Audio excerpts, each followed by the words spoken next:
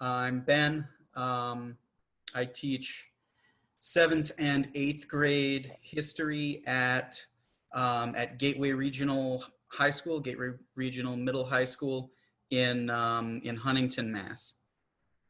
And this is my 5th year teaching, and it's my 4th year on the new member committee, where I'm currently serving as the interim chair. More on that down the road, but I'm very excited to be here, and I'm very excited to talk to you guys. And these are my friends, and we'll start with Hannah. I was typing in the chat. Hi, I'm Hannah.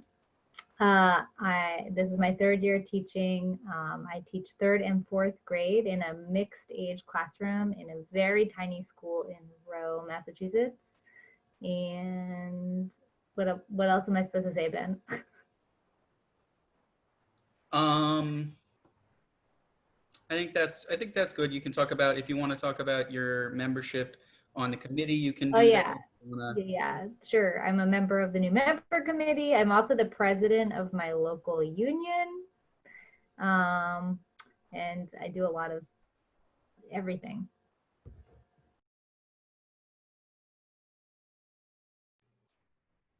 Cool. And Alex W. Hoyt. Hi, everyone. I'm Alex. I teach 5th grade social studies in Hudson. And I've been working there for 6 years. This is my 7th year teaching. I count the student teaching year. You all should too. I'm the vice president of my local, and we're super busy right now. Hannah knows. And this is the beginning of my 3rd year on the committee, I think. So I'm super glad to have everyone here, and I always found these kind of events super valuable. So, I'm happy that we're still having them in the age of COVID.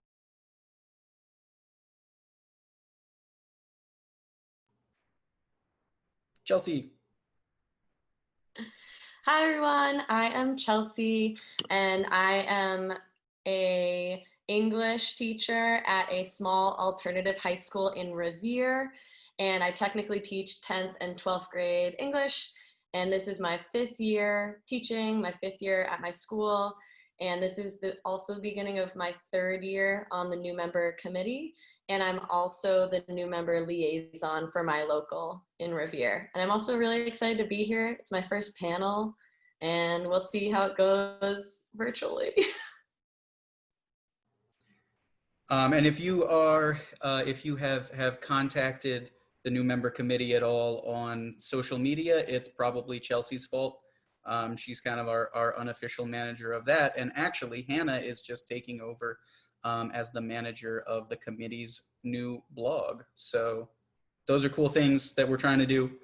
But we will get started right now. So how this is going to work is we have some pre-prepared questions that I'm going to run through the panel.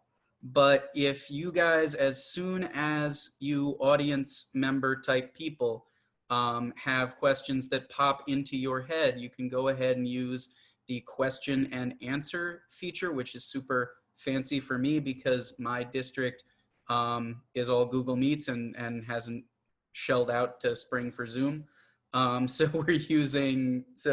this is new to me, but as soon as you guys come up with questions, let me know in that feature and I'll push them along to the panel because we'd rather have you guys driving the conversation than to have it all come from us. So, because it looks like a lot of people are getting ready to go into so it looks like we have a lot of people who are getting ready to go into student teaching in the spring.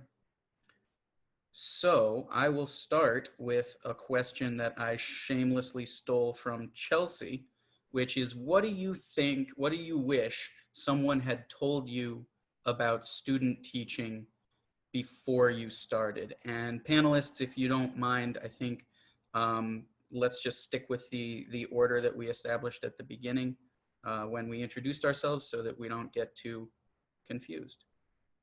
Does that mean I have to go first? Yeah. Okay. I think something that I wish that someone had told me when I was student teaching was to go visit more classrooms instead of just like staying in the classroom where I student taught, because I think it's really valuable to see what a bunch of different teachers are doing. And especially if you're working as a student teacher in a school where there are a lot of different fourth grade classrooms or a lot of different fifth grade classrooms or whatever, or maybe you're in a high school. So there are many different, 11th grade history classrooms. I don't know. Being able to see the different teaching styles and possibilities, I think is really helpful. And actually, I worked as a para after I got my master's degree in teaching. I worked as a para for a year in an elementary school. And that was a super valuable experience because it was basically like a paid year of student teaching, in that I went and worked in many different classrooms and kind of got that experience that I didn't quite round out during my student teaching. That's me now, right, Ben? I think I wish somebody had told me when I was student teaching that I'm more student than teacher during that year. I remember feeling a lot of pressure because teaching is a high pressure job, and I think it should be because what we do is so important. But in that first year, when you're not even working for a school, you're in grad school, I wish I had been reminded that I'm learning how to do this, and it shouldn't even be an expectation for experienced teachers to get everything perfect. Like, you always need to be reassessing and growing and trying new things. And we tell our kids to be comfortable making mistakes, and like, we have to model that behavior. So I wish people had kind of like walked me off the ledge a little bit and reminded me that like, the stakes are lower than they might seem. Like, if you're showing up and you're trying and you're learning, then you're doing your job as a student teacher. Your job is not to get things perfect. Yeah, I was going to basically say something similar to what Alex was saying. And essentially, even if you don't feel ready, because at least for my student teaching, there was a period where I was mostly shadowing and kind of then moved on to co-teaching. And then I got my 2 weeks that was fully like just me. My mentor teacher wasn't even in the room, and I did not feel ready. And you are ready even though you don't feel ready. So that's just like a little reminder, because I don't feel ready like for my classroom tomorrow, and this is my 5th year. So, and also I was gonna say that I wish that someone had like really sat me down and said, like, in order to be a good teacher, teaching doesn't need to be your entire life. Like, there needs to be a balance between your life and your job, and you can still be a good teacher even if you are not staying until 6 p.m. every day or coming in at 6 a.m. every day. And that took me a couple of years to realize, because you need to take care of yourself so you can be the best, you can be your best self for your students. Can I just tack onto that and say that good teachers take care of themselves? And again, like, we tell our students to do that, and we have to model that. I just agree with that. So Yeah, and I mean, I think that for me, everybody's student teaching experience is different. And you're very likely to, so first of all, nobody knows what anybody's student teaching is going to look like this spring. How long you're going to be in the classroom, how long you're not going to be in the classroom, whatever happens, happens. And let's go and look at a couple of related questions here. What do you want to make sure that you do when you're student teaching? And what do you want to make sure that you avoid doing when you're student teaching? I think this makes me think a lot about what Alex was saying of just, remember that you are the student. And I think in student teaching, it was really important for me to remember, like, I am the student here. It's okay for me to, kind of take it all in and really learn from the mentor teacher that I'm working with, and, even, you know, like poke my head next door and see how that teacher's doing it. Like, I feel like just remembering my place as, you know, a learner, and then asking the questions and asking for the support that I need in order to do the best learning was really helpful for me in student teaching. And I almost wish that I had done more of it, as opposed to feeling that pressure like Alex was talking about, like, oh my God, I have to teach perfectly and like show everyone that I'm a teacher now. Like, that's why it's student teaching. And I think too that a lot of responsibility gets put on student teachers. And I think this ties into some of what you had said in your little like quote that you gave to Chelsea, Ben, where you said that like some mentor teachers are just in it to get a stipend and like have extra help in the classroom. And I think that, you know, setting boundaries and being clear about like, I'm here to learn and I'm here to learn from you, my mentor teacher, is an okay stance to take. And to build on what Hannah said, I would say like fight for feedback from your mentor teachers, because a lot of times, you know, like I know a teacher who has a student teacher in all but one of their classes. And to me, that kind of says, you know, like what Hannah was saying, like you might be in it because you want the help or not for the right reasons.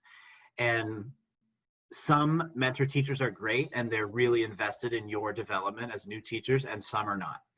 And no matter which type you have, I think you want to be, you know, assertive but open-minded and like ready to receive constructive criticism. But the reason that you have a mentor teacher and you're not just thrown into a classroom as student teaching is so they can kind of provide context and help you see the bigger picture of how you're growing. And I think that you need to make sure that you're getting that feedback. So one thing I think that you should definitely do during your student teaching is try to also get feedback from the students. It seems scary, but it's actually so rewarding. And I mean, to this day, I still ask my students for feedback now. And I try to model to them. I know we've said that multiple times, but getting feedback from other people can seem scary, but it's how we grow. And even though our role might make the kids think that we're experts in teaching, we're never going to be experts. And even if we were, that growth is still always there. So making sure you're getting feedback from the kids is really, really important. I know, at least with my program, we had to get feedback from the kids at the end, but if you can get feedback throughout, especially if you are remote or hybrid, just to learn what works for them. Kids are honest, so they won't sugarcoat it, and that leads me to what to avoid is like try not to take things personally. Remembering that they're still kids. I mean, I teach in an alternative high school, so I have a student who's 21. So I have like adults in some of my classrooms, and I still have to remember like the role that I am in is like I am the teacher, I'm the adult, and you just need to remember that and not take the things personally, even though sometimes it might feel personal, but it's really not. Ben, I'm sorry. Oh, go ahead, Alex. No, well, I was just going to say real quick, thanks, that asking for student feedback is so important in developing like authentic, respectful, trusting relationships with your students, which ultimately make the educational experience better for everyone. And it reminds them that you're here for them, you're not there at them. And I think that that's important. I would add on to that even like that the idea of like, you know, the teacher is the expert who has all the information and is delivering it to you, I think is, you know, I would challenge that framework. And I think that we as young new teachers in the profession can start to push against that and really think about how to make this experience for our students where, you know, we have these really respectful, trusting relationships like Alex is talking about, where it's not like I'm here in front of you giving you this information, I'm here for you, or you're here doing these things for me. It's like we're all here in this together and we're learning this stuff together, and like you are as responsible for your learning as I am to be guiding that learning. And I think that's a really important thing to keep in mind and to aspire for in your classroom, so that it's really authentic and the students really feel empowered to do their best learning in the classroom. So I'm delighted to announce that we have our first question from the audience, and it's on this topic. What is the best way to ask your students to share their feedback? How do you get that good, meaningful feedback and not just the, it was okay? Are we going in the same order still, Ben? Whatever floats your boat, Hannah. I don't want to like keep jumping in first, but that's the established order. So for me, I feel like I do a few different things. A lot of times I'll build rubrics with my students based on the expectations of an assignment that we're working on. So like, for example, they do nature journaling, and we are building a rubric that addresses what they need to do in their journal, like write incomplete sentences and and that's more like helping them provide feedback on their own work and look at their own work. But then I also like to provide reflection questions on any rubric. So I'll put a reflection question at the end that's like, what was challenging about this for you? Or like, if we did nature journaling differently next week, what would you change about it? And so I start to like tease in, from really broad, kind of bigger, maybe reflection questions, to more specific. And sometimes, and I feel like, by working that avenue, I can kind of get more specific feedback, because especially with third and fourth graders, sometimes it's like, how was that? And they'll be like, oh, okay, I don't know. They're not used to giving feedback. So it's like, how do I scaffold it to get them there so that they can give feedback? And that can be a dialogue that we have. I think it's easier to solicit feedback from kids who are older, because they're just more, they have the language, and like really young kids don't. But I would say like informal feedback is really useful to me. And I find that I get better feedback when I'm asking about smaller chunks of my pedagogy. Like, so you certainly try it, it's not going to hurt, but like, my hunch is that you won't get a lot of useful information if you're like, all right, what do we think about this 8-week unit? Because it's just not, I just don't think kids are there. But if you're stopping, like, I'll stop in the middle of the lesson a lot of times, and I'll just say like, guys, I don't think this is going very well. Like, can we stop and talk about this? And like, can you tell me why? And I find like trying to be real with kids like that is really helpful.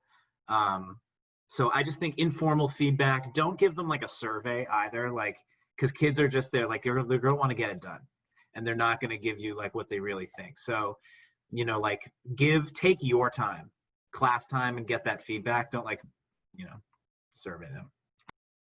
So I'm gonna not disagree with you, Alex, but push you a little bit, because I think that you can give them a survey as long as you put like, as long as you make it effective. So like for me, since I have high schoolers who like, they can just do a survey, but it's not just like multiple choice. It's like got short answer questions on, and I use Google Forms, and I make it anonymous. So they can like be really honest with me, but I'll ask them like specific questions. And like Alex said, like, I'm not like, how did the last X weeks go? But I'll say, like, what's your favorite part about online learning? What is something that Miss BF should continue doing? What is something that other teachers are doing that's working for you, that you would like to see either me try, or that just like has been helping you be successful? So I think you can play around with surveys, but definitely do it during your classroom time. Like, don't give it for homework. I'll sometimes say like, hey, like the last 10 minutes of class, stay on the Zoom, like don't leave yet. Please fill out this survey, and like I can let you go when you're done with it. But there definitely could be potential pitfalls, I guess you could call it, if they are rushing through it. But I've had good experiences with those just because it's anonymous. So I think some of them feel comfortable with that. And the informal during class is also very helpful. Just saying like, how are we doing, everyone? Because something is either going really well or something is going very wrong. Well, and I think like if you've built that culture of like those relationships, like then feedback in various forms, whether it's like an informal conversation or like a survey that you're doing together or something else, or like, you know, a thing on a rubric or whatever. Like if you have practiced and that's built into a routine of your class, then it becomes like second nature and it becomes part of the way that the class is. So. And just to add on one last thought, like don't let us tell you what the best way to do anything is. Like try different ways, and like, you know, what works for Chelsea or Hannah might not work for me, vice versa. Like maybe I haven't tried surveys. I'll accept your push, Chelsea, but like the whole theme of student teaching should be experimentation. So don't like, you know, try different ways and see what works for you, because it's not going to be the same. Student teaching and your first year of the year to make mistakes. Sorry, just an ad. No, it's all good. So I'm going to tell you guys something that a wise man named Dan Callahan once told me, was that a real breakthrough in my teaching, and he was telling it from his point of view, but it's also true of me. But anyway, a real breakthrough in teaching for me was when I was able to say, okay, that works for you, but it's not for me. And to say that, you know, here is something that I see that, you know, Chelsea is doing, and it's a highly effective strategy in her classroom with her kids on alternate Tuesdays. But I don't want to do it because it's not it's not the style that I want my classroom to be. And that's totally fine. So there is one question that that we've gotten here that I want to answer really quickly on student teaching, and then I think I'd like to move on into a different vein. And there's one more kind of big category that I want to make sure that we hit, and then we're going to really dive into the audience questions that we're getting, because they're really good. So we did get a question about student teaching that says, when you're student teaching, are you establishing your own class routines, grading criteria, lessons, etc., or is it more just teaching what your mentor teacher gives you? And I think it depends on who you get as your mentor teacher, and what the exact situation is. I will say that you will certainly have some chances to write your own lessons. I would hope anyway. But in terms of class routines and grading criteria, I think the important thing to remember is that you're a guest in someone else's classroom. And, you know, and there's an extent to which, you know, your student teaching is good and valuable experience, but your real style, you should spend that time thinking about how you're going to bring your own style to it once you go out into your own classroom. So once— Can I say one thing, Ben? I'm sorry, I have a lot of Okay, thoughts. but— I'm going to break the order too. You should have a conversation with your mentor teacher about boundaries. And, you know, is coming up with your own grading criteria in or out of bounds in their classroom, because like they're the teacher of record, like Ben said. And don't like that. I just wouldn't guess about that stuff or stress about it. Just ask. Well, right. And also, like, don't make extra work for yourself. Like, if a course that you're taking is saying you need to set up a grading system like this or whatever, or choosing from these options and try it out for an assignment, then, you know, talk with your mentor teacher about doing that. And like, remember that you're the student and you're learning, and like, when you're student teaching, there's so much going on and you're still in school and like all this stuff, like don't, you know, if you don't have to do like invent something or make something or create something, don't, you know, like. And some of these areas your mentor teacher might not have authority over either, right? There are districts out there that have a certain grading percentage that they apply district wide. There are districts out there, you know, for example, if you're doing a middle school math placement for your student teaching, you're likely to have a canned curriculum that the district wants you to teach. And I think also, like, if there's something that you want to try that's not in the routine, and maybe you don't have a good, like maybe there's a clear boundary that you don't usually cross, I feel like there are times when you could say like to your mentor teacher, like, Chelsea, I noticed that this actually happened to me actually when I was working as a para. I was in an elementary school classroom and the teacher had the kids all sitting in like a heap in the middle of the rug for morning meeting every day. And they were always talking to each other and they were never paying attention. And it was like whack-a-mole. She was trying to always get them to stop talking. And finally one day I said to her, because I knew she wasn't, if I said, if I said you should have them sit in a circle, she'd be like, no, don't tell me how to do my job. I've been teaching for this long and you just got here, like, right. So one day I said to her, I noticed that during morning meeting, you're spending a lot of time asking kids to pay attention, reminding them to stop talking. And I wonder if you had them sit in a circle where they could all see each other, I wonder if that would make it harder for them to talk over each other, and if it would make it easier for everyone to focus on the meeting. And the next day and forever on, she had them sitting in a circle. So sometimes, that kind of like, I call it like teacher inception. You can kind of, tease an idea, I feel like, and get some leverage to try things. Does that make sense? And building on that, like, do not ever criticize your mentor teacher. Like, even if you think what they're doing is wrong, and like sometimes that will happen to probably all of you, like you're in their classroom and that's a relationship that unless they're doing something like really bad, then obviously say something. But if they're just like doing like something in their teaching that you don't think works, or like, make a note to not do that yourself, but you need to preserve that relationship. I will say, I think that the I notice, I wonder language is so powerful because it's not like, Chelsea, you're always yelling at the kids. It's like, you put it like, I'm noticing this and I wonder about that, right? Like it makes it so less personal and so less of like an affront. It's like, oh yeah, Hannah, we could wonder about this together. Right? So I think there's some like, not trickery, but it's like chess. Diplomacy. I statements. That's how we tell our kids to talk about feelings. So once you have, and I'm going to throw a wrench into things. So let's rotate, because Hannah has made it pretty clear that she doesn't want to keep going first. Let's rotate for the next round and start with Alex. Go Alex, Chelsea, Hannah. So once you have done your student teaching, obviously the first question you're asking is, how the hell do I get my first job? And so what advice would you give about conducting a job search?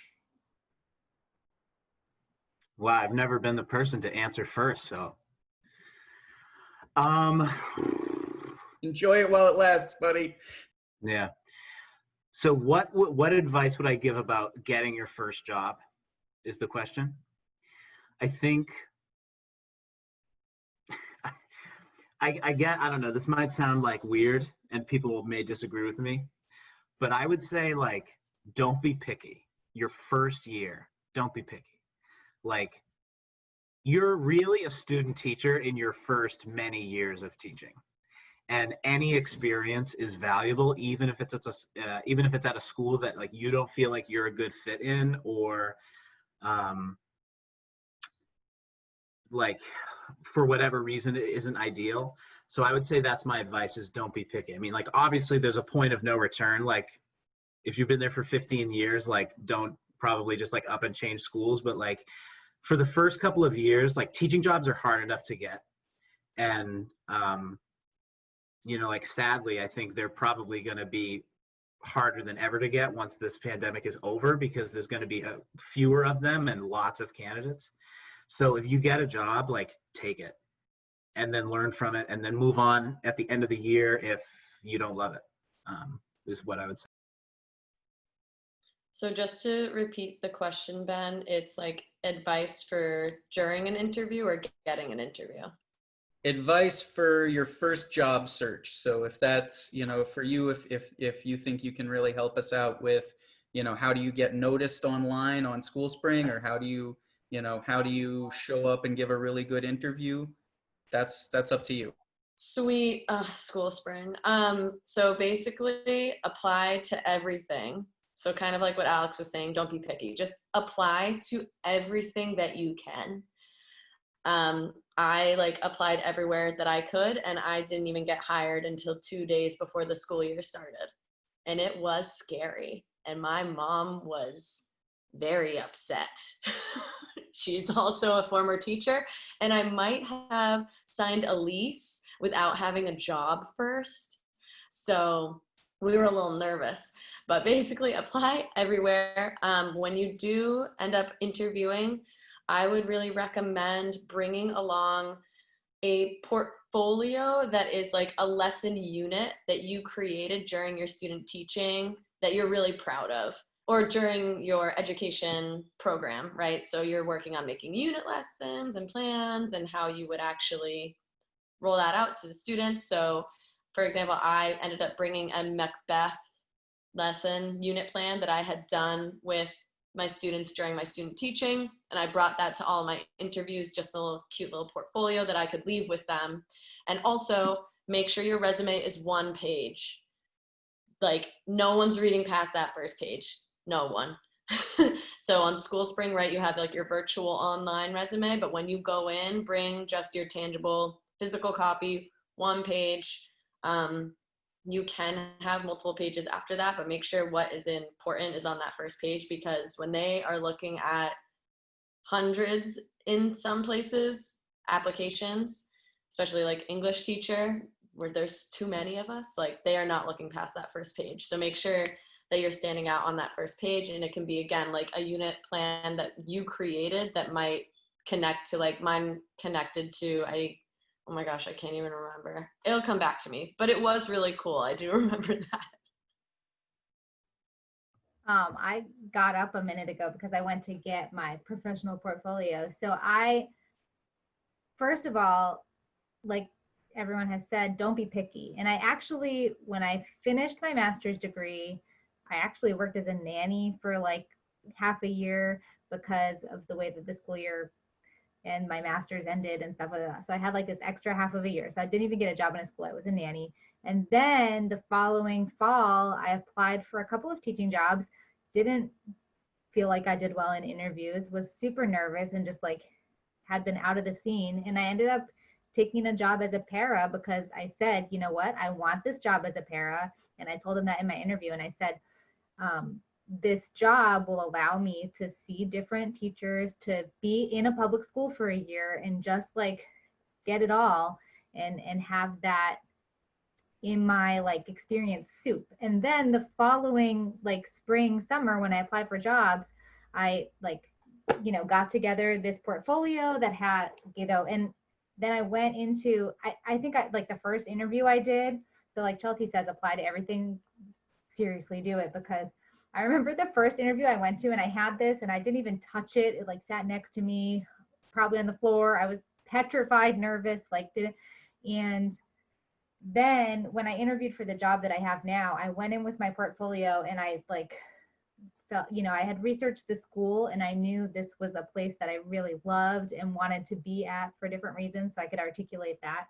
And then I was able to be like, oh, you want to know about a lesson plan? Well, right here, you can see like this is a unit that I taught, in my student teacher classroom, whatever, like having that right there.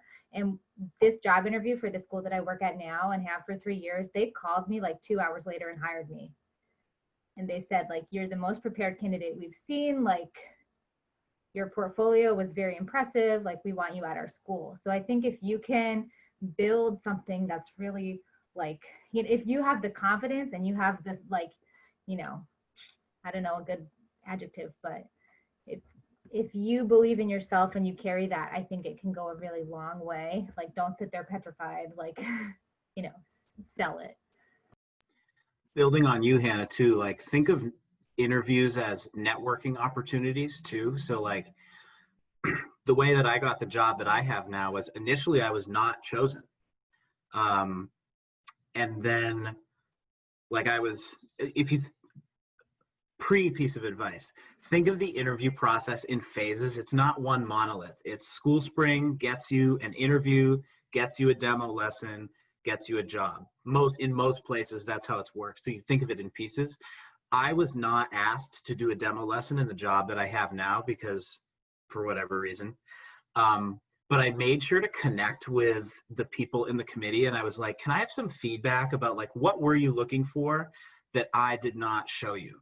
And um, then a few days later, they called me and they were like, yeah, all the demo lessons, we didn't like them. Do you want this job? And I was like, absolutely.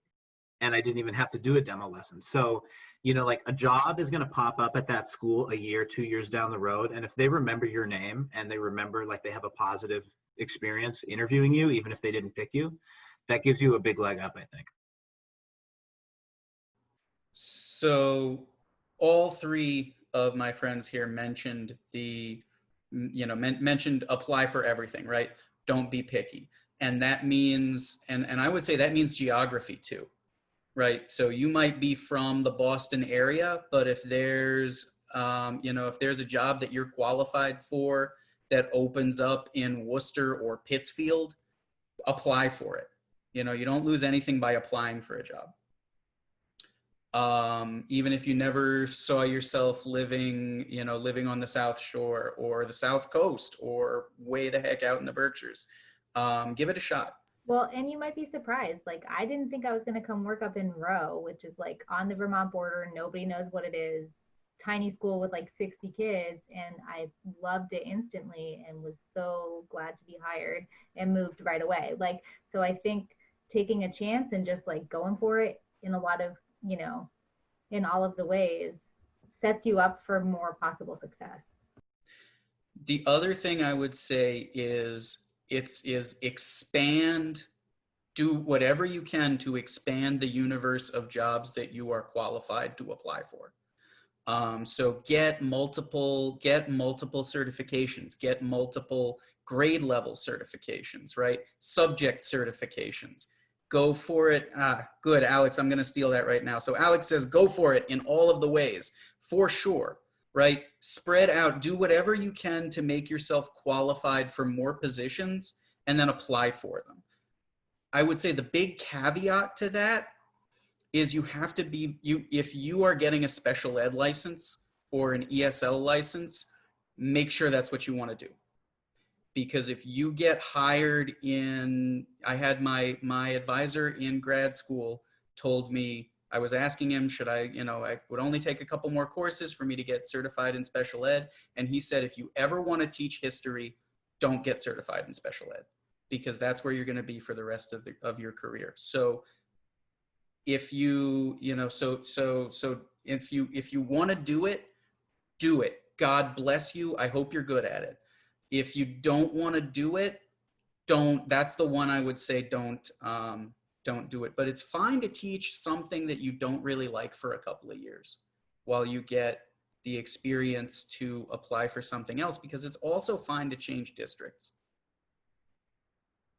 So I know I've changed districts a couple of times.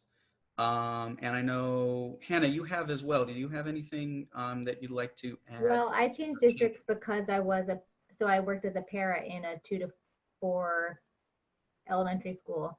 Yeah, grades 2 to 4. And then I actually did apply in this. Elizabeth asked in the comments if you recommend trying to get a job at the school that your student taught at, or does it not matter? So I actually did apply for a classroom teaching position at the school that I was a para at and didn't even get an interview, which was devastating. And then I just had to say, okay, moving on, like, this isn't for me. Like, so I think, take the shots and then like be ready to not hit them all or get them all into sports. And so moving districts, I think that just like that, being able to say I spent a whole year as a para in this district was a big piece of my like experience soup of like, here, my horizons as what I have seen and have tried as a teacher or as a para were just that much more expanded, like Ben is saying. And I was able to use that as a marketing point. You are a much more qualified, much better candidate after a year or two of teaching or of being a paraprofessional or some kind of something working and getting paid for it than you are straight out of your teaching program. So it's fine. I would say, people do it all the time. that their first job is not the job that they ever intend to stay in long term. And doing that doesn't make you, doesn't make you any less of a good teacher. Yeah, somebody said to me, Ben, that your peak marketability as a teacher is like somewhere between year 4 and 7, because you have plenty of experience, but you're also not expensive yet. So keep that in mind. I don't know how true this is, but somebody said, like, be in the district you want to stay at by the time you're a 7-year teacher.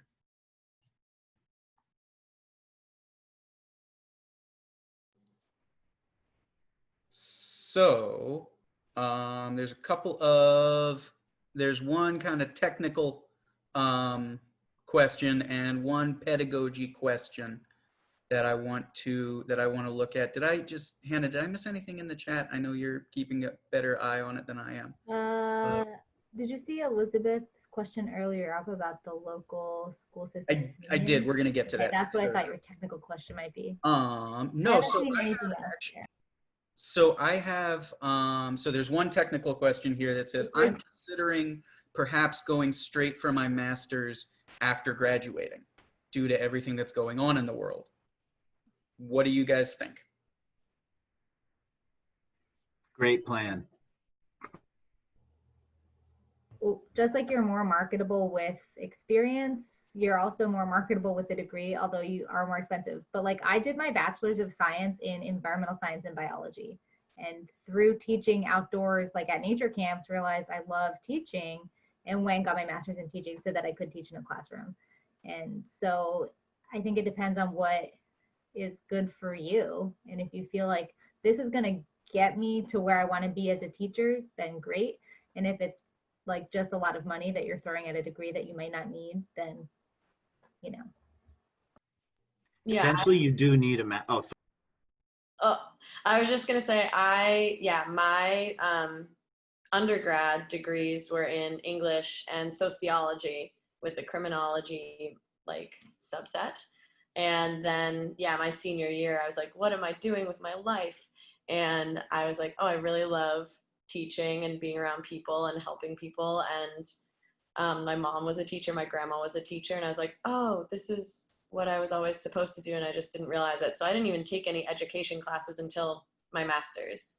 So I would definitely recommend doing that, especially, like, I would recommend doing that in pre-COVID times. So I would definitely recommend that now.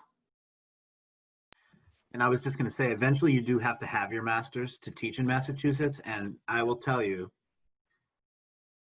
if you can at all avoid having to have a full-time job, well, student teaching is a full-time job and you're a full-time student, like, do that when you're a student teacher and not a real teacher would do that.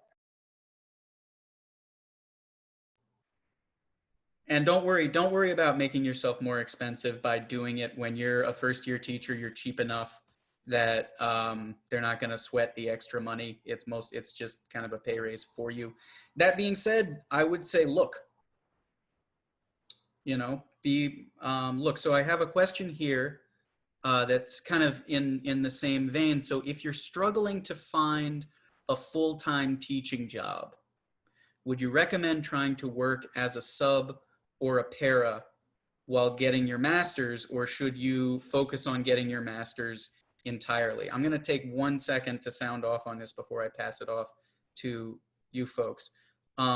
So you would be absolutely floored how many people get their first teaching job in under 10 days before school starts. My very first job was like that. I went on a half a dozen interviews over the course of the summer. I even got a couple of callbacks, and then I went, and I was freaking out.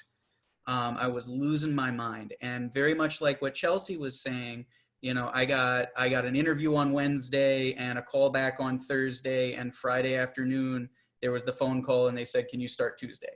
And that was my first teaching job. So I'll hand it over to my friends to add what they have to say. I think any way to get your foot in the door is good. like Hannah was talking about, like you said, Hannah, right? That's how you got your job in Roe, or no? That was your other school. I think that because I went into the interview in Roe and said, look, I was a para for a full year. I was in this many different classrooms. I saw all these different things. And what I've learned from that, on top of my master's degree in teaching that I had before I even got a job as a para, they were like, oh my God, right? So that only added to my package, as opposed to stepping out the door of grad school. Like, I'm ready. Like Ben was saying, you're more qualified once you have more experience under your belt. And so what a better way to get that experience than that? Yeah, I've met a lot of bad teachers with good degrees. So they want you to, when people are hiring you, I mean, I've never hired a teacher, but I would probably look for someone who has some experience and not just like pieces of paper. And I saw somebody ask up in the chat earlier, like, do you recommend trying to get hired by the school that you student teach at? Do it if you can. Do it. I mean, you've been teaching there for a year, you know the ropes, like leverage the network that you have and try to get your foot in as many doors as possible is what I would say.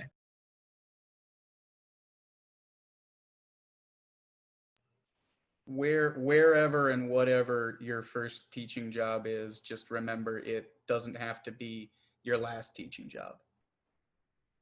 So I want to move on to our kind of third overarching topic,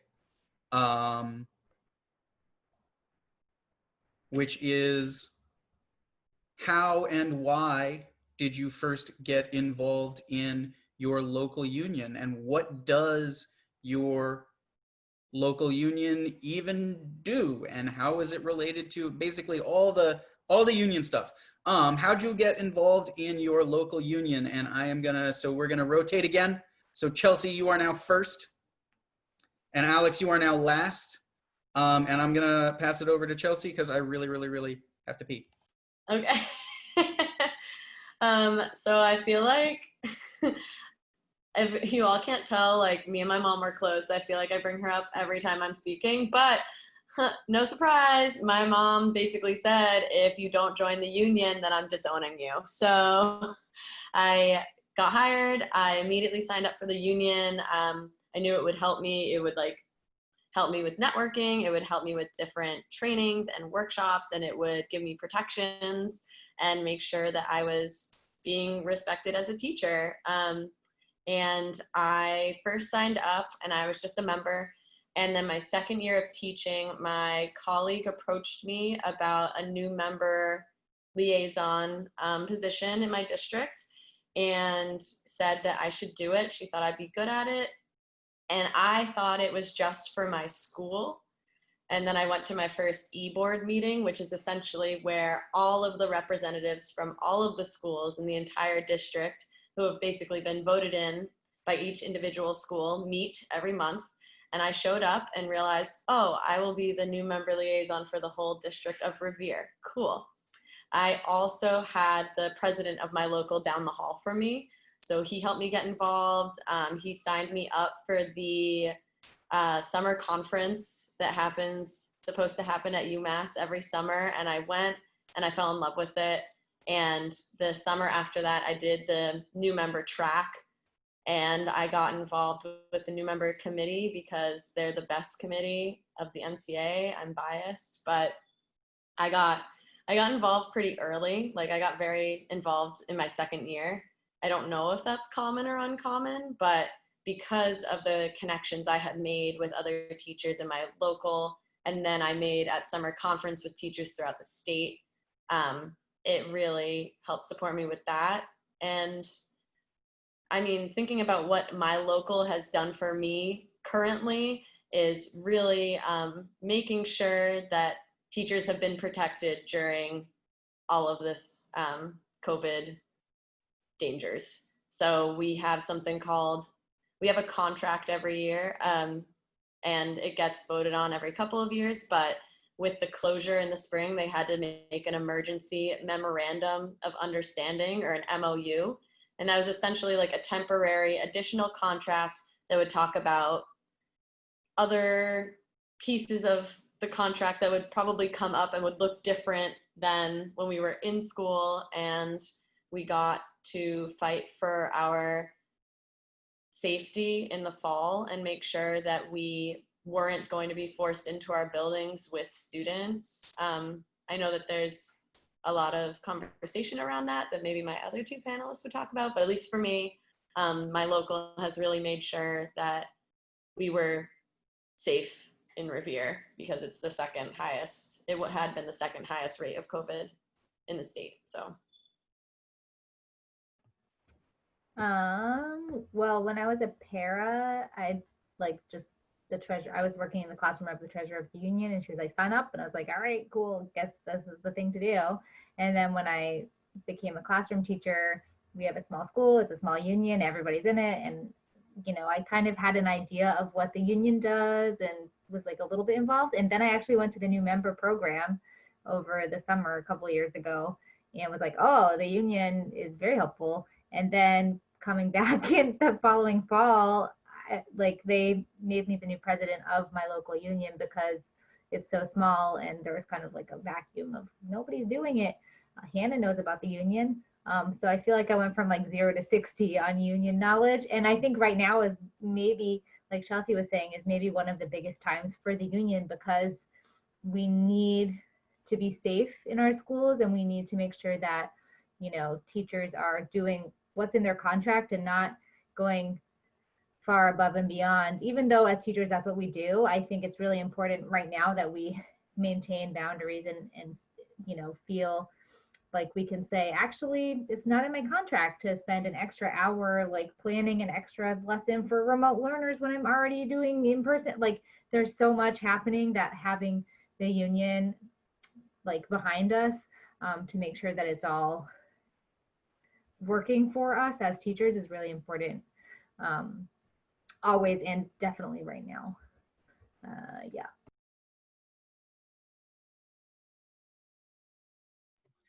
To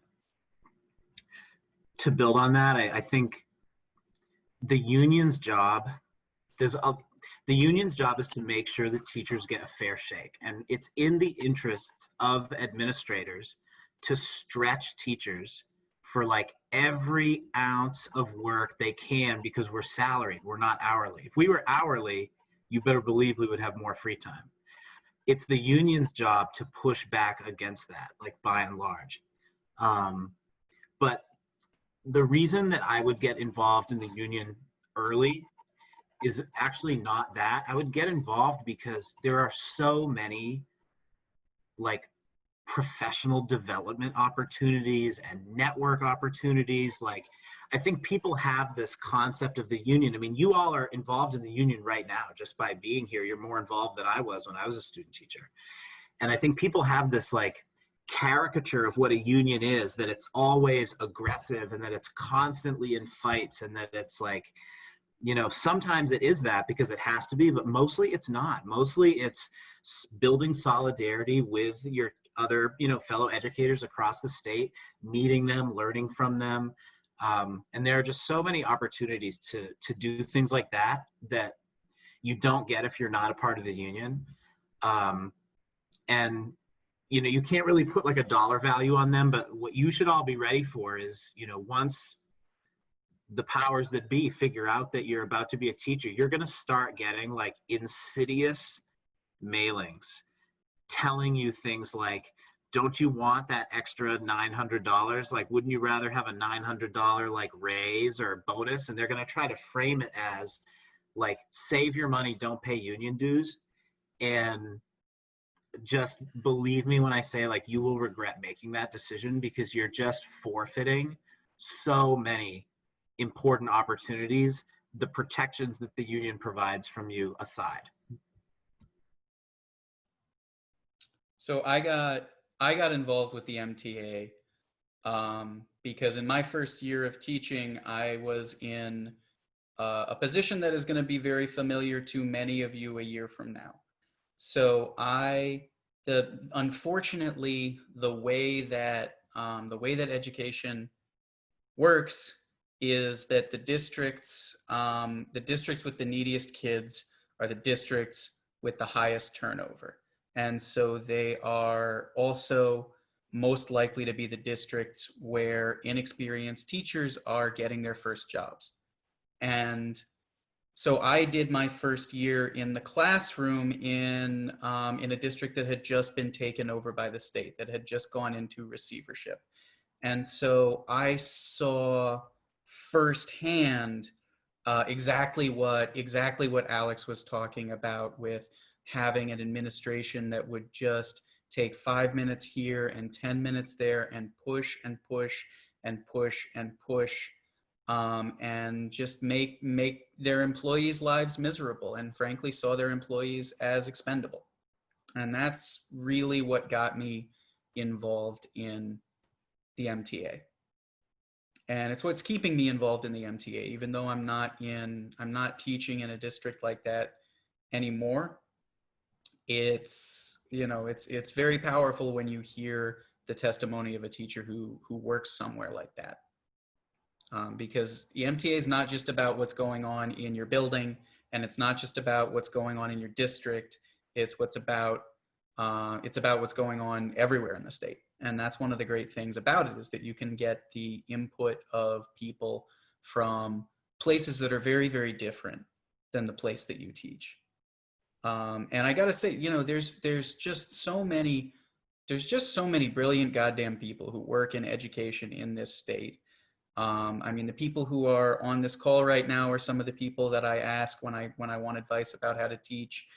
So are a lot of other folks that I've met through MTA events. And so it's not just about staying safe and keeping yourself safe and keeping the people you work with safe. It's about keeping all of the teachers safe and getting support from them as well. Ben, you just made me remember I forgot to text you when you asked for something about assessment. I'm really sorry that I let you down. No worries, buddy. Ben, So can I add one more thing? Can I add one more thing, Ben? Is that allowed? always.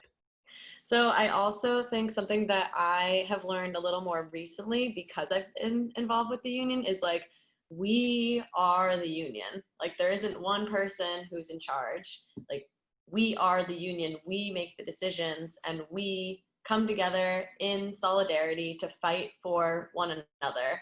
Like, in Revere, at the beginning of the school year, the district was basically trying to push small learning group, ELL, and pre-K students and their teachers into the classrooms, while every other student and other teachers would be remote.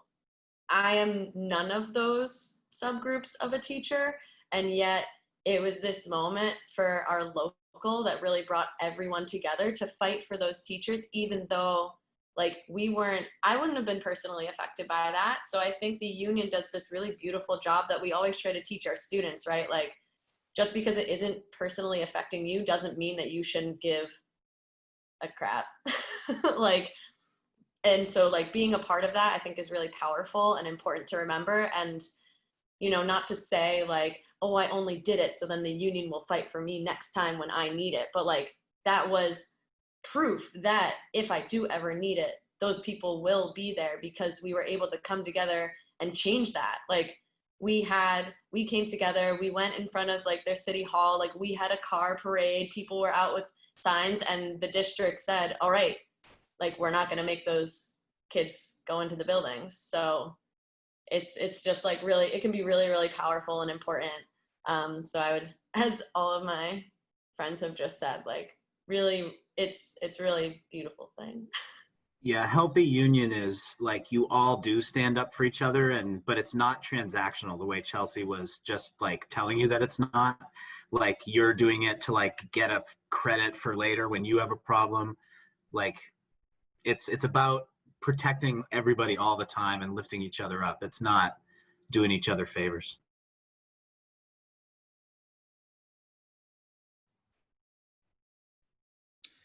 Last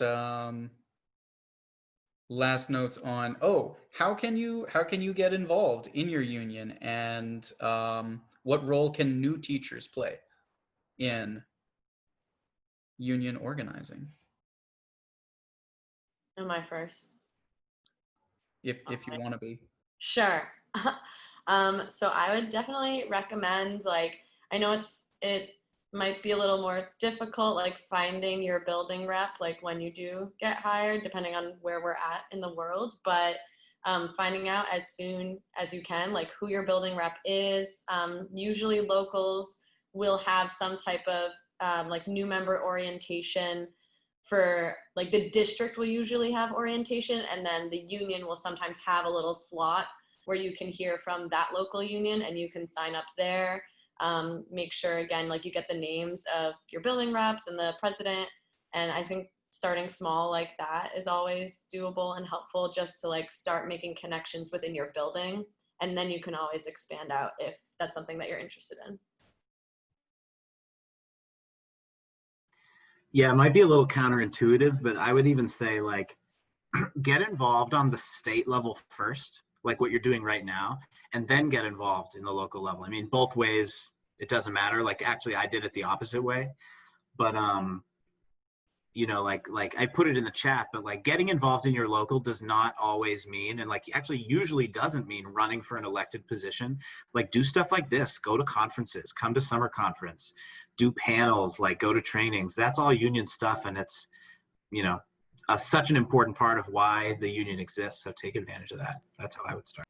And I think too, like what Alex is saying is, like, I don't know, the more active you are, however that looks for you, whether it's like attending panels or like going to actual workshops or like attending summer conference, all these different possibilities of how you can be actively participating in the offerings of the union, I feel like then you're setting yourself up to be really in the loop, the entire union. And so when your local is then doing like union stuff, you know, oh, here's this go-to person who knows what's up in the union because they've been to X, Y, and Z.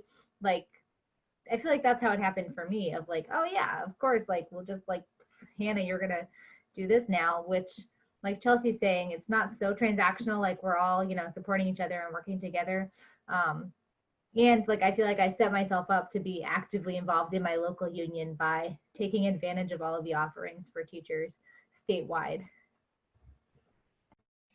Speaking of offerings for teachers statewide, on Saturday, November 14th, the New Member Committee is hosting the Early Career Educators Conference, which is three sessions of workshops. It lasts for most of the morning, and it's the idea is for us to be giving out some professional development that people can take right away.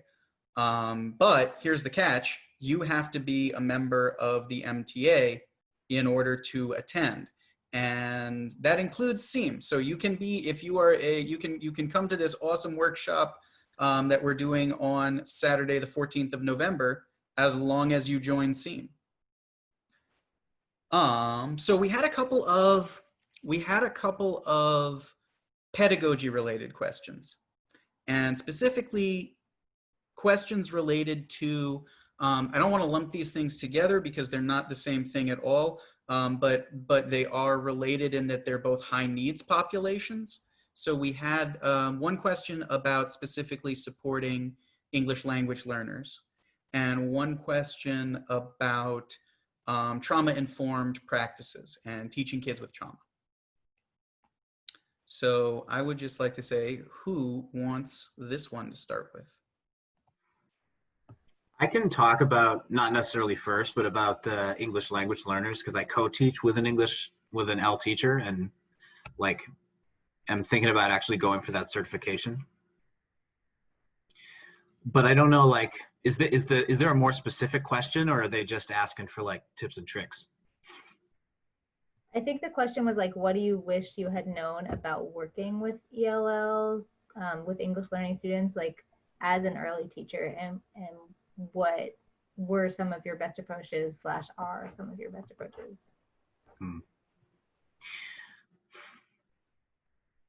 Use Google Translate to communicate with them in their native language. And like, don't fall for, some people will say like I teach a lot of students whose native language is Portuguese, and some people will say like, don't use Portuguese. I don't speak it, but like, don't do Portuguese translation, or that won't help them learn English. It's like, it's okay. Like, they're learning. People say you're learning to read before you read to learn. English language learners need to relearn how to read.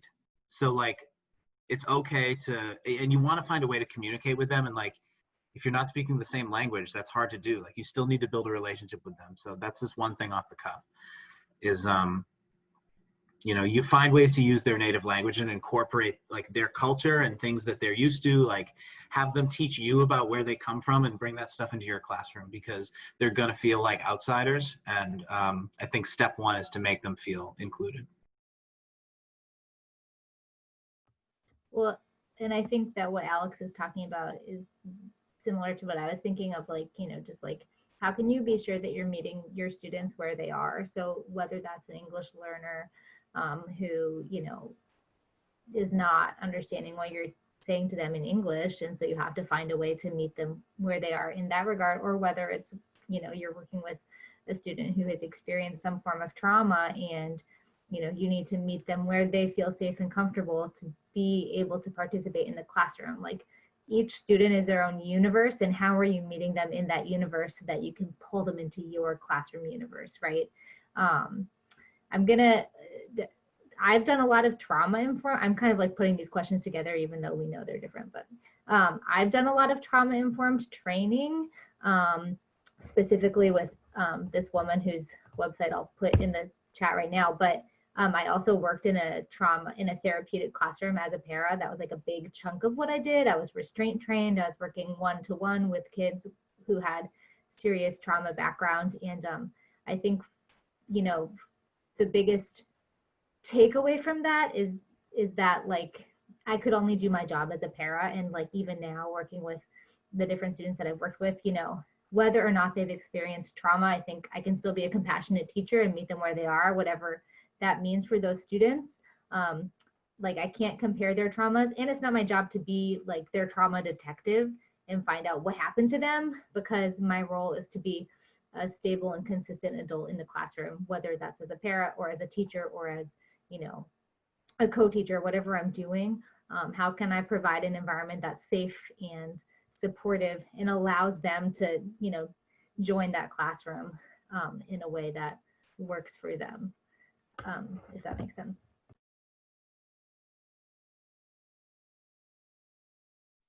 I mean, I'm not technically in like a trauma-informed school, but I do deal with a lot of students who have trauma. And all I can do is really echo what Hannah already said. Like, it's not our job to ask them what happened to them. All it is really is to just be there for them. And that doesn't necessarily mean like sitting there as they talk to you about things. Like, remember, you're a mandated reporter. Remember too that like sometimes if you do work, actually, I feel like any kid could do this. Like, some kids will say like, don't tell anyone what I'm about to tell you, or like, promise me that you won't share this with anyone. And like, my biggest advice is like, remind them you are a mandated reporter.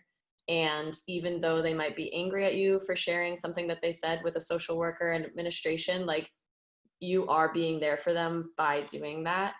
And just remembering, again, sort of what I said in the beginning, like, you're the adult. They might try to make you feel like you're their friend. But at the end of the day, like, we need to make sure that they're safe. So that will include like what needs to happen if they do share something that you have to report.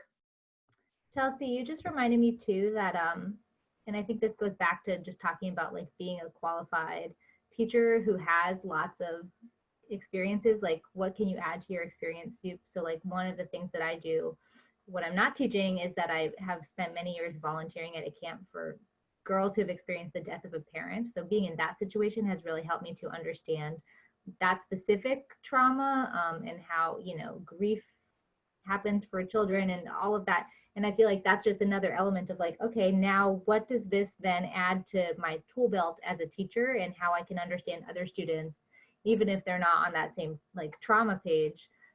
You know, how does this fit into my lens now of like how I'm looking at my classroom?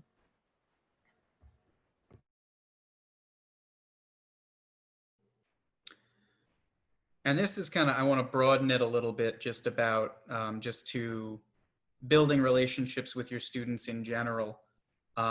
Kids, what works for, in terms of building relationships, that's one of the most powerful tools that you have to leverage with getting your students to be present in the classroom with you. And my advice to you is do whatever you can to be a person. Show them, and to make it clear to them that you are another human being. Show them pictures of your pets, show them, whatever little it doesn't have to be, you don't have to go on a long diatribe about what, conversation you had with your significant other last night. In fact, don't do that.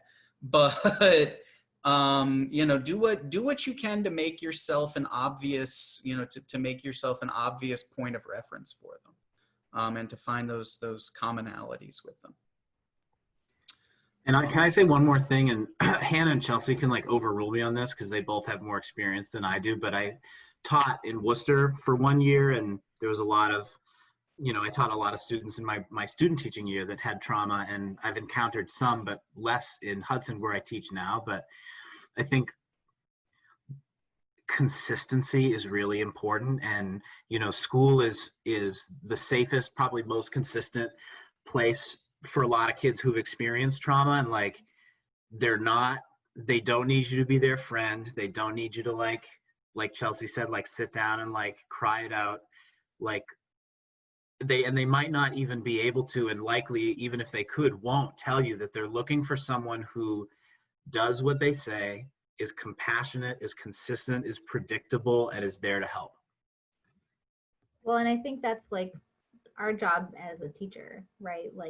When we go into the classroom, yes, we're delivering content, and we're, creating a space that is safe, where everyone can do their best learning, where everyone, feels welcome, and where, if there's trauma or if there's, something, they can leave that at the door. And I think just, Alex, I would add on to that you never know what's happening with your students. And I almost don't even think about trauma-informed teaching anymore. I think about compassionate teaching, and what does that look like? So it doesn't I just think about, how do I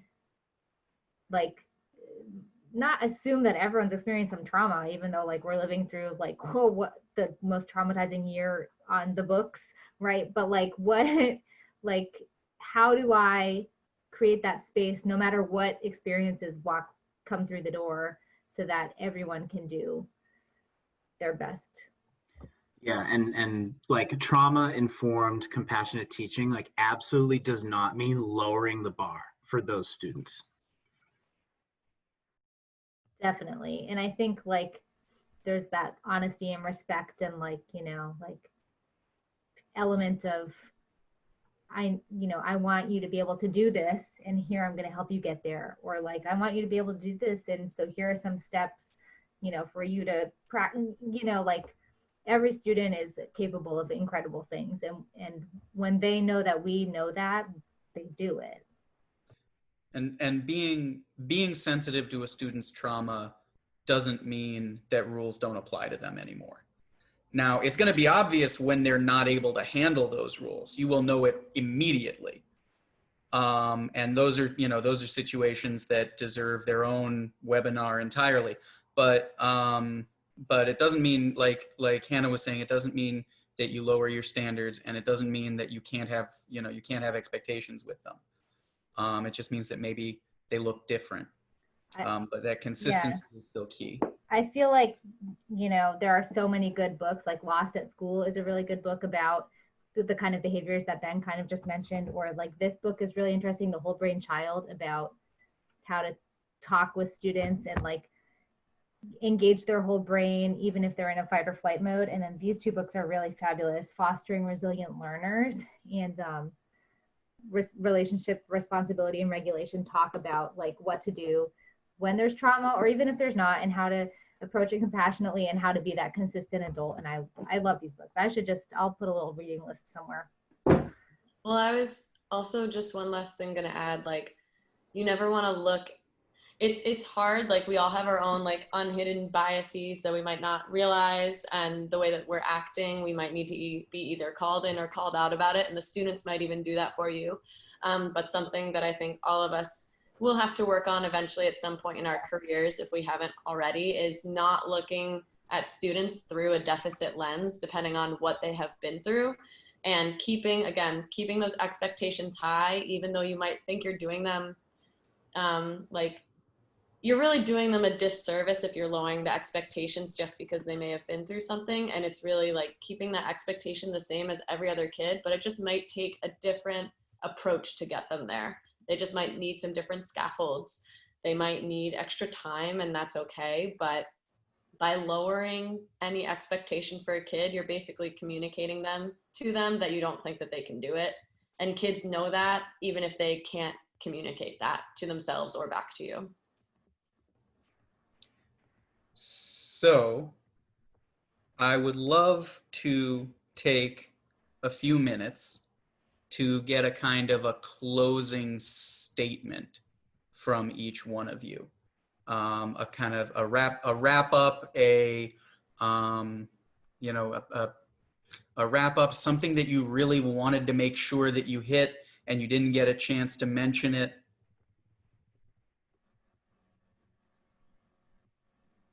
And I think we will go back to the original rotation and start off with... I'm typing, sorry, I realized I was not muted too, but I'm typing frantically book titles into the chat, so someone else should start.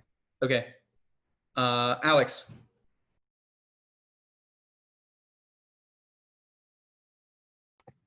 All right, I was looking forward to having some time to plan this, but it's all right. I think like this year is crazy. It is crazy. And you're not crazy for thinking that this year is crazy. And so just like try not to, there's so many things that you're going to want to freak out about. And like, if you have to, do it. Because like all the teachers are all freaking out about how to teach during COVID and remote learning and all this new stuff. And like student teaching is going to be compounded because like you don't totally know how to do it yet. Plus you have all these other things that you're doing for school. So just like remind yourself that there are some, like the problem is not you. There are some really serious like external issues that are causing everybody's lives to be hard. And sometimes it's helpful for me to just remind myself that like I'm not the problem. Sometimes I am. Usually it's external, and that just is a way for me to kind of reset. And like I don't do my best work when I'm being super self-critical. And so remind yourself that like you're showing up and you're doing hard work at maybe the hardest time to do it, and that deserves a lot of credit. So you should feel good about that. And yeah, those are my inspirational words. I'm going to put my email in the chat too, in case if, reach out. I'm sure this goes for everybody. Reach out to us if you have questions. Chelsea, I can go next unless you want to. Okay. Let's see. Alex is right. Things are insane right now. And I personally am really tired of people accepting like this as the new normal. And I feel like if there's ever a time to push against that acceptance and push against like the traditional models of schooling, it's now. And Dan Callahan's going to hate that I'm bringing this up, but I think this is a fabulous time, more fabulous than ever, to be rethinking classrooms and to be rethinking the way that we teach. My co-teacher and I are taking our students into the forest every day and doing a lot of our teaching outside. And I think, when we think about the education system and when we think about teaching in general and what it has done to students, I think, like we have a huge opportunity to resist that, a lot of the detriment and deficit modeling, and think about what is better, what is the new normal that's like next year, like where do we want our new normal to be and how do we get there? Hi Dan. He just messaged me. Anyway, So I think getting outside is a great thing to do always and right now during COVID. And I really encourage you to think about that.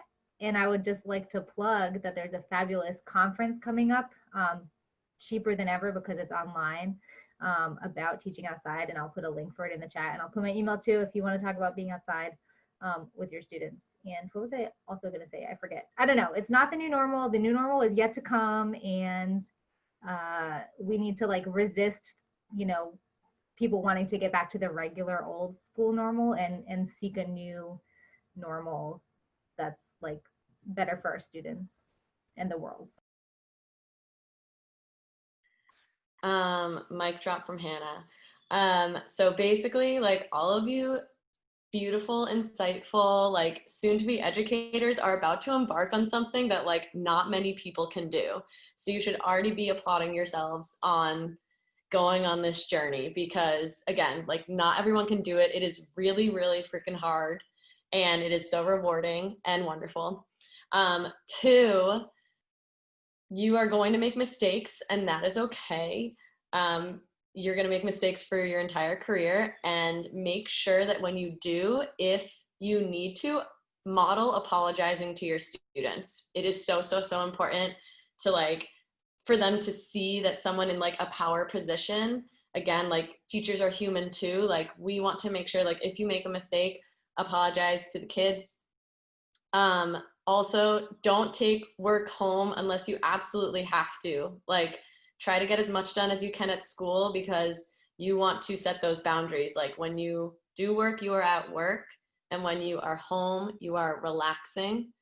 And finally, I did have one more thing. I think it's just like, yeah, this year is crazy. Teaching is already crazy, like in a regular pre-COVID year. So like, give yourself grace. Make sure that you are like, forgive yourself, because like, you might, like, I know I said you already might make mistakes, but like, this is the year to do that. Student teaching, you get to take risks and try new things. Your first year, same. And like, you just need to remember that things are not necessarily going to go your way all the time, and that is totally okay. And the kids will be okay. The kids are going to be okay. So yes, I also put my email in there if you ever want to talk about alternative schools or just high school in general. I'm your girl, and thank you for coming. Ben, can I add one more thing onto what Chelsea said? Yeah, but then I want to add something onto what Chelsea. So fast. I think well, now I forgot. Come back to me. Okay. So I will add that now more than ever, there's always something else to do. Always. You can always check one more assignment. You can always plan out one more day. You can always write one more email to a parent of a kid that you're worried about. You can always do more. So you are the only one who's gonna tell you that that's enough for today. So you need to practice saying, that's enough for me today. If it's do what works for you, right? Get through this. I'll get through this batch and then I'm done. I'll work until 4 o'clock and then I'm going home. Whatever works for you, but you got to figure out a way to set those boundaries, like Chelsea was saying. And you need to take care of yourself, because there's not a lot of people who are going to do it for you. Well, and I think the last thing that I would say, and Ben, you kind of reminded me of it, was that like the whole COVID situation, I think, has forced us as teachers to say, wait a minute, here are my hard and fast boundaries. Like, I am no longer working extra on the weekend. I am now like forcing myself to stop working. I'm saying, you know what, I'm not going to look at my work email because it's after 7 p.m. right? Like, and because of the stress of teaching during COVID right now in an in-person teaching setting, I feel like I've been really firm about like what those boundaries are. And I feel like coming out of this down the road, fingers crossed, like I'll be an even better teacher because I'll have like learned to set those boundaries in such an intense situation. And now I'm like, whoa, boundaries, I'm ready. I remembered the last thing. I remembered my last thing. It's gotta be the last thing, guys. We And gotta then let I'm these people stopping. go. I like barely talked. I don't even know what you're talking about. If you are worried about whether or not you're being a good teacher, then you are being a good teacher. Like the minute you start worrying, which is probably now, like you are being a good teacher just by worrying, and you're gonna worry a lot. So really, you're gonna be a good teacher a lot. And that's the lesson. Okay, Alex, I guess I gotta let you go because I let everybody else go. No, I was just gonna say, like, huge agree with Hannah. If there's one thing I'm passionate about, it's work-life boundaries. It makes me a better teacher. I care about myself. And, you know, like, if you want to be a great teacher for 30 years, take care of yourself and set up boundaries. If you want to be the best teacher ever, like, you'll be a teacher for 5 years and then you'll hate your job. Like, I come in every day. I'm excited. I don't resent the work that I do because I box it out sometimes. So, like, do that. People will tell you not to. They're lying. Do it. So self-care is actually one of the topics at the Early Career Educators Conference on November the 14th, for which you should all register. And we'll see you there. Thank you for your wonderful questions. And thank you to my wonderful panelists and to Dan Callahan and to Bob Whalen and to Inez Williams-Gay for setting this whole thing up for us. Thank you guys. You've done a phenomenal job. And that's it for us.